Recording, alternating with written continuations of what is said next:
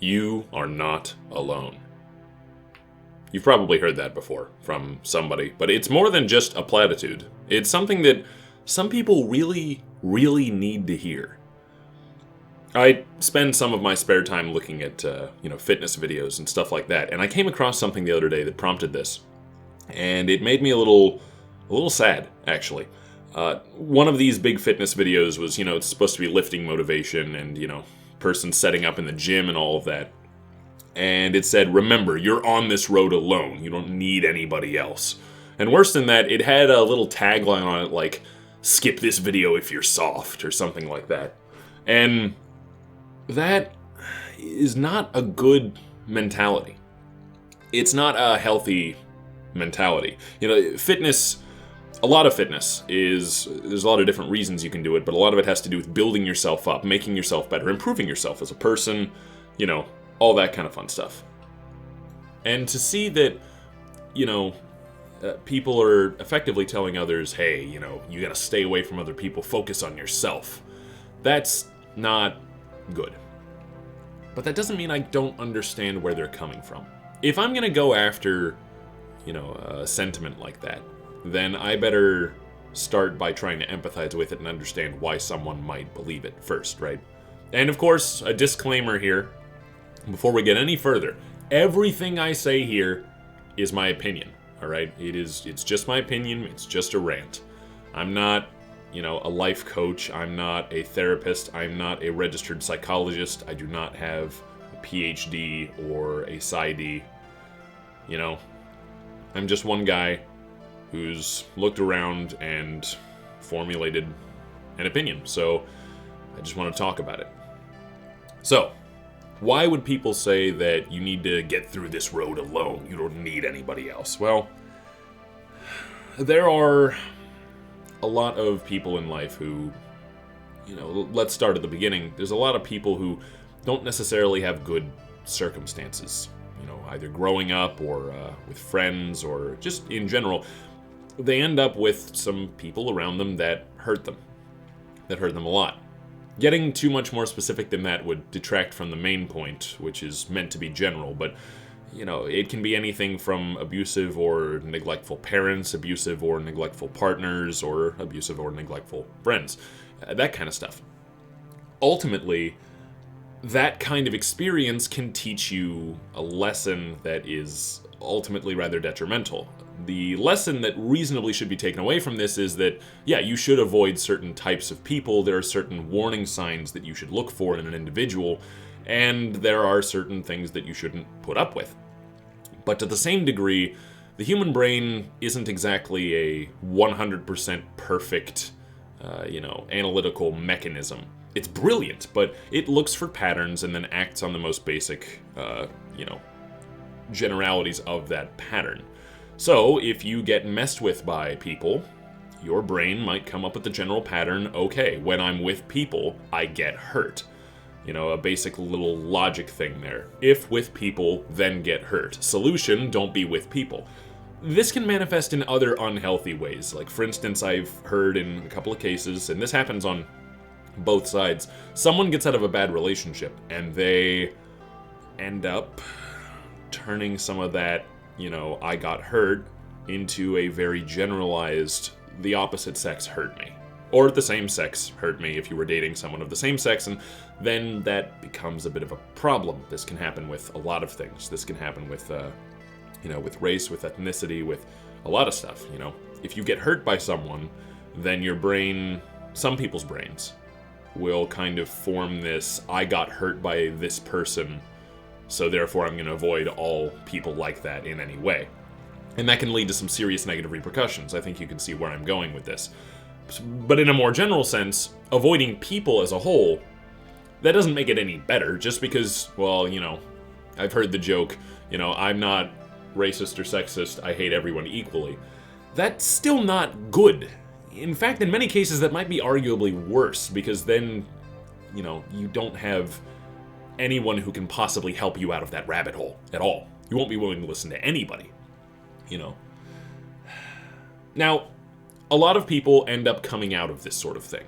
They get hurt, they sting for a while, You make a bunch of edgy social media posts, and then you kind of grow past it. But the problem is a lot of posts like what prompted this, the whole, you don't need people, you're on this road alone. It helps people stay in that hole, and that's bad. People will get hurt, and there are people who will hurt you in life. There are people who will harm you, and there are people who will change. Humans change and grow, and sometimes they don't necessarily grow for the better. But at the end of the day, that's not a condemnation of all humanity. It's an example, it's a lesson. It's something that you can learn from. But don't take the lesson that, you need to be alone. You need to be completely self-sufficient. Now, it is good to have a certain level of autonomy, but we'll get to that in a minute. First and foremost, the idea of, you don't need anybody. Ultimately, I see why you got there. I see why people get there. They got hurt. They're, aching. They want to have that, that strength of character to be able to make it on their own and kind of to shield themselves from ever getting hurt again. But ultimately, it is good people. It is, people who align with your values, people who can help you, that will build you back up. Just isolating yourself does not make a, successful or happy person. You might get a little strong, you might get some toughness, and you might learn a lot of lessons about how to be self-sufficient, but at the end of the day, you do need other people. Humans are a social species. We need each other. We need friends, family, that sort of stuff. And to those who, unfortunately, end up with, very bad circumstances early on, it can be a lot harder to find it, but it's not impossible. I can't give perfect advice on how to, how to fix that, but like a lot of people in these comments for videos like that will see it and then say what I've just said basically, which is, no, you don't need to be alone. You gotta have friends, you gotta have family. But that's immediately followed up with, well, how do you get friends and family, right? It's not just you walk into the friend store. That's horrifying and dystopian. But you can find people.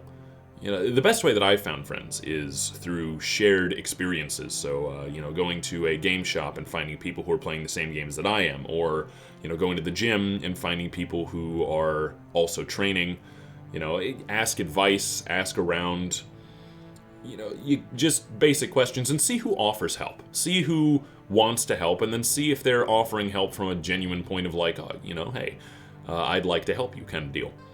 Try to make friends with those kind of people. Not self-proclaimed experts who just want to look cool or sound cool, but look for the people who consistently try to help other people, genuinely help other people. You'll probably want to hang out with those kind of people.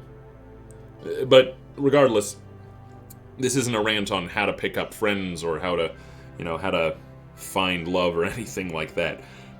This is a rant on why being alone is a just bad ideology to idolize. So we've gone over how it happens sometimes, most of the time, sometimes, from my perspective. But we now need to go over, why it's detrimental. Because if you are completely alone, you're going to isolate yourself. You're going to, brick yourself in. It's hard to learn from just staying alone. Other humans learn lessons, and they can teach you. I have a lot of friends who are experts in fields that I just haven't touched. I hate math, right? And I don't know how to wire anything, but I got a good friend who's an electrician. I got a good friend of mine who is just... He works at a university, and he is just brilliant.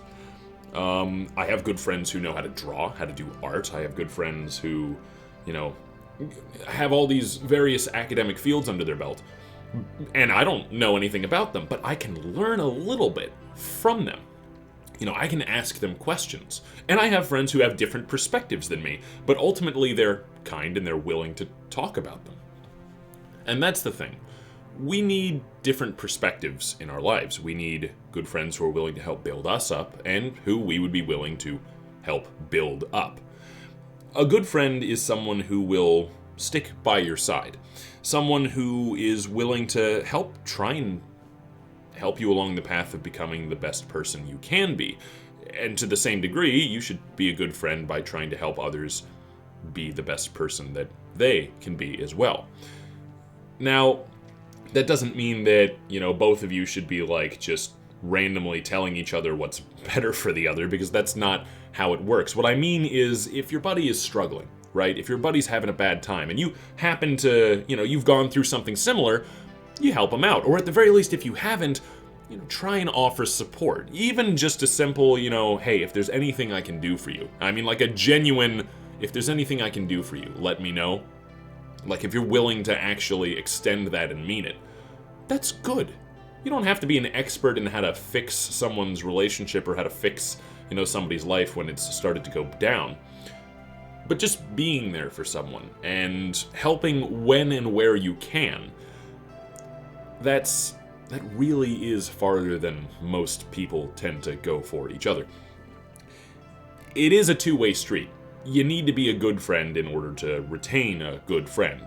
Your kindness to one person can generally encourage kindness in them as well. It's kind of infectious that way, which makes it sound a lot more eerie than, the good that it's providing, but that's not the point. The point is that having this ideology of, I need to stay alone, I need to cultivate myself, completely skips out on that entire part of the human experience, and that's half of the battle, is being able to make friends, make family, all that kind of stuff. Now, if you're in a bad situation, if you've got people around you who are just going to put you down or treat you terribly, that doesn't mean try and go the extra mile to just stay with them. Now, don't leave at the drop of a hat. Don't leave the first time something gets difficult, right? Give people chances, right? I'm talking about repeated behavior. I'm talking about, like, if people consistently act a certain way that is ultimately detrimental, that's kind of when you need to leave. Everybody has bad days, but there's a difference between a bad day and a very clear pattern of behavior. That's kind of how it goes.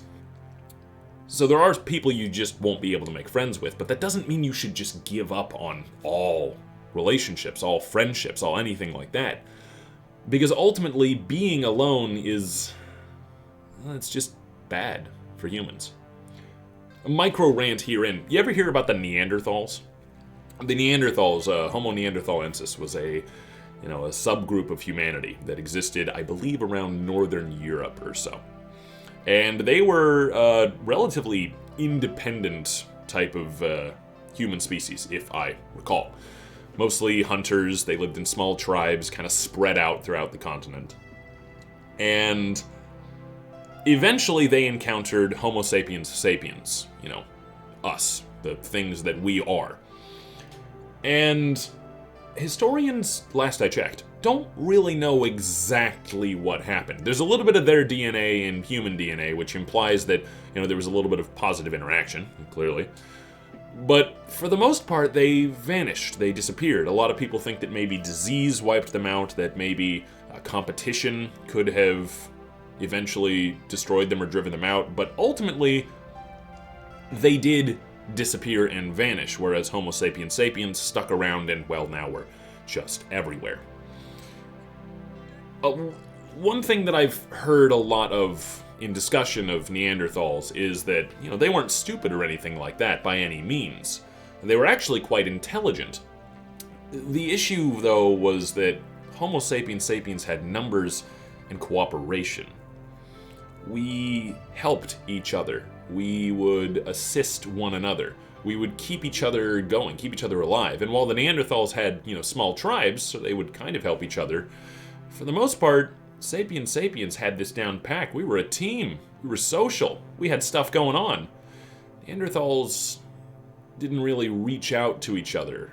Not very often. They were spread out. They liked to keep it that way. They liked to keep the units small. And ultimately, that probably did them in. Now, I am not an anthropologist, and I'm not going to claim to be. By no stretch of the imagination.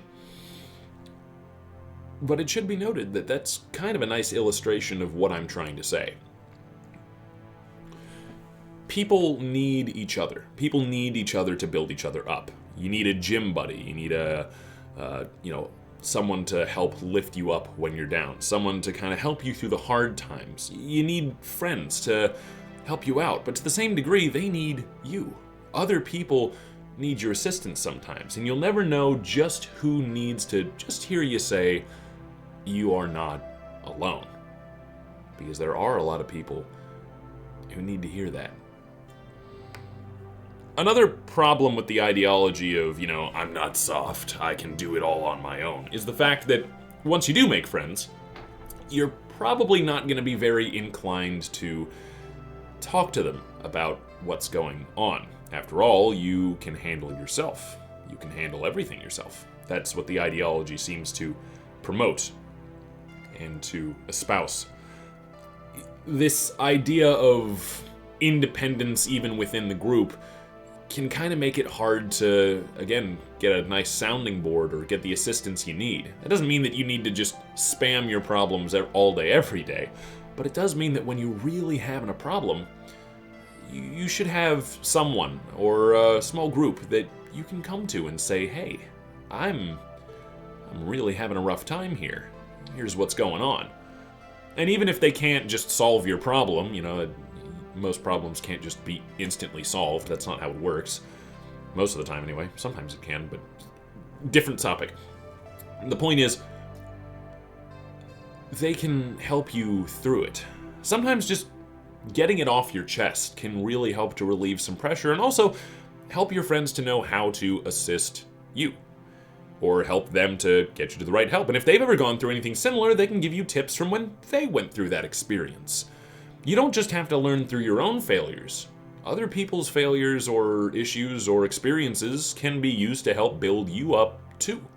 Just as your experiences can be used to help build up your friends or your family whenever they come to you for help, if they come to you for help. And it's a good idea to ask every now and then. If you have concerns for somebody, it's not a bad idea to reach out and be like, hey, are you okay? You doing all right? Not in a rude way, right? I mean, genuinely, hey, buddy, I noticed you've been kind of quiet, kind of down lately, kind of whatever. You need any help? Something like that. Be the kind of friend that you would want to have in your life. And generally, that will help you to end up with the friends that you want to have in your life. Now again, I'm not a therapist, I'm not a psychologist, I'm not a sociologist. I am just a guy with an opinion.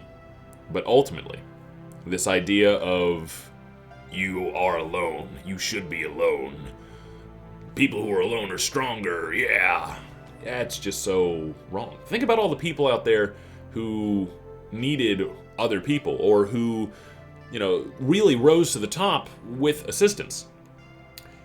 Speaking of the bodybuilding community, Arnold Schwarzenegger himself once said that you can call him anything you want, just don't call him a self-made man. And then he recounted a tale about when he was, when he had immigrated to the U.S. He had gotten a construction job, he was taking English lessons, I think he was doing acting classes and stuff like that, and of course he was working out in the gym. And he recalled the fact that there was one night, it was Thanksgiving, when he had a tiny apartment that he could barely afford, and some of his bodybuilding friends came over and brought him plates and silverware and a bunch of food in, bins and furniture and stuff like that. They brought him all sorts of stuff that he just couldn't afford and was really, causing problems.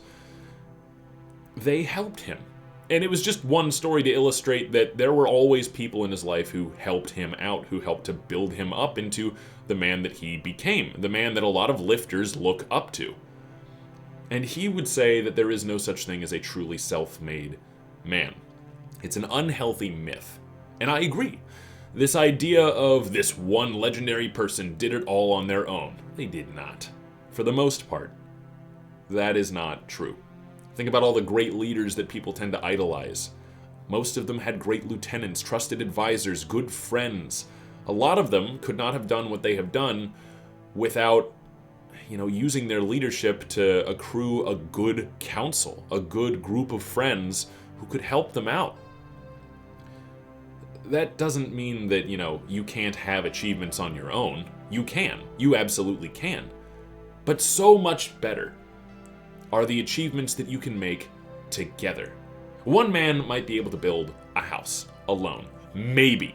Assuming that he somehow has expert knowledge in all of the materials and land purchasing and everything else required. He might be able to build himself a house.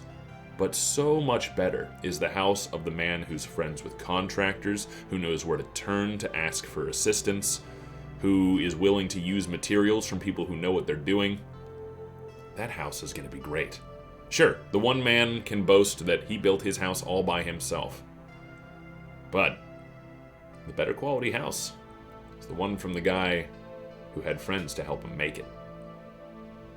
But hey, this rant has kind of gone on long enough, and that's all it is at the end of the day, is a rant. But just remember, if you got to take anything away from this, you are not alone.